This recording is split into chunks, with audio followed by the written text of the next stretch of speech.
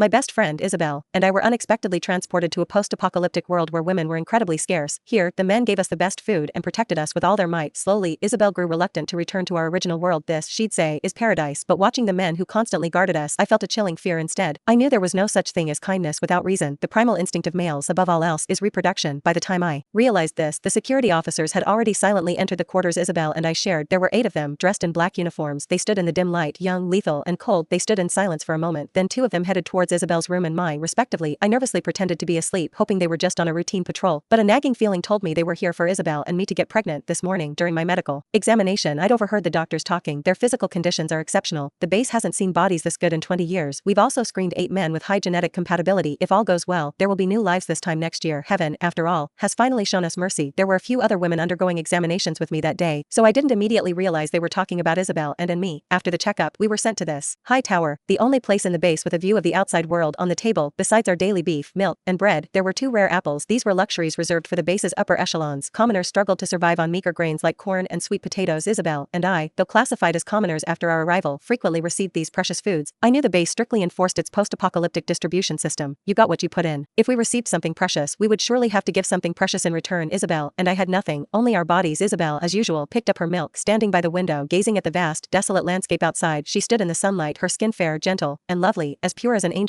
I, meanwhile, stared at the food, my stomach churning with unease. Isabel looked at me, puzzled. What's wrong? I told her what the doctors had said. This place is too strange. We need to find a way back to our original world fast. She fell silent. After a long moment, she softly asked, Chloe, isn't this place good? I was baffled. What was good about it? The apocalypse had lasted for a century. The ecology was imbalanced, the climate extreme, food was scarce, and the walking dead roamed everywhere. This place was a living hell. But she continued, here, we don't worry about food or clothes. We don't worry about finding work. No mortgages to pay. No one bullies us. Everyone cares for us and looks after us. For me, this place is paradise. I shook my head. There's no kindness without a root or a price. Women are scarce here. Our price might be our bodies, our fertility. Isabel gathered her windblown hair. But Chloe, in our old world, we still had to dedicate our bodies and fertility, didn't we? The man entered my room and stopped at the foot of my bed. I knew him. His name was Caleb, son of the former base commander, the most cold-blooded and ruthless security officer. Rumor had it he'd personally killed his parents when he was just 10. The first time I saw him, I was struck by his appearance, but the next second, his gun was aimed straight at my head. Isabel and I had been transported here while at an amusement park. The ground had suddenly caved in and we'd fallen. I was still wearing gray-blue contact lenses then. Gray-blue eyes were the mark of the infected. Caleb had mistaken me for one. Though the misunderstanding was later cleared, he had always loathed me. He hated that I, a human, would adorn my eyes with the color of the infected, yet the base had assigned him to oversee Isabel's and my safety. He was an absolute enforcer. Even with his disgust, he had to follow orders, but I didn't like him either. Many people at the base disliked him. They said the security officers were the lapdogs of the elite, and Caleb was the most loyal and vicious among them. Caleb stood still by my bed. I heard the metallic buckle of his belt unfasten. I'd guessed right. He was indeed here to carry out the breeding assignment. I stopped pretending to sleep, sat up, and pressed a small knife I'd prepared against my throat, speaking each word slowly. Get out, or I'll die right here in front of you. I'd sharpened the knife considerably. My hand trembled slightly, and the blade cut into my skin. Warm blood trickled down my neck. I was gambling that he wouldn't dare, couldn't allow me to die. Sure enough, Caleb froze. A flicker of surprise crossed his face. It seemed I wasn't supposed to be awake. I immediately thought of the milk from today. I hadn't drunk it. Isabel, not wanting to waste it, had drunk mine. That's why she'd fallen asleep so early. They had drugged the milk. Now, another man had already entered Isabel's room. I continued to threaten Caleb with death. I said, get out, and take those men with you. But the next second, he snatched the knife away, and his hand clamped tightly over my mouth. I tried to struggle, but I couldn't move at all. For the first time, I clearly and desperately realized the massive strength disparity between women and men, especially when I was facing the strongest man in the base. My tears fell uncontrollably. I didn't want to be forced into breeding, so I bit down hard on Caleb's hand, and my mouth was soon filled with the taste of blood. Caleb remained unmoved, but he didn't make any further moves either. A voice came through his comms unit. Major Caleb, what's your situation over there? Caleb glanced at me. She's awake, uncooperative, and self-harming. The voice simply said, oh, then terminate the mission for now. Don't let her harm herself. Caleb responded, understood. He released me. I pushed him away and jumped off the bed. I had to go save Isabel, but Caleb threw me back onto the bed. I thought he was going to continue and sneered. What, is a lapdog like you going to defy your master's orders? He lowered his gaze, said nothing, then unbuckled his belt, tied my hands to the headboard, and gagged my mouth with a piece of cloth. Then he sat down on a chair facing me. In the silent darkness, the creaking of Isabel's iron bed in the next room was painfully distinct, and her soft moans. She should have been deep in sleep, but now she was immersed in physical pleasure. It seemed the milk contained more than just a sedative, and there were 6 other men outside. The doctors had said these were our compatible matches. I didn't know if all of them were meant to participate. I blamed myself for not preparing Isabel for this. After a long, agonizing time, the sounds from Isabel's room finally ceased. Someone said something to the man, and he led Isabel away. Panic seized me. When Caleb finally unbound me, I asked him, where are you taking Isabel? Caleb didn't answer directly, only saying, your current state will affect her. You'll meet again when the time is right. I asked others, but no one answered me either. 2 months after we'd been transported here, Isabel and I lost contact for the first time. I was isolated. Caleb, who had always been glued to my side, didn't appear. The door was locked. I picked up a chair and smashed it against the window, only to discover that the window was made of specialized glass, impenetrable to my strength.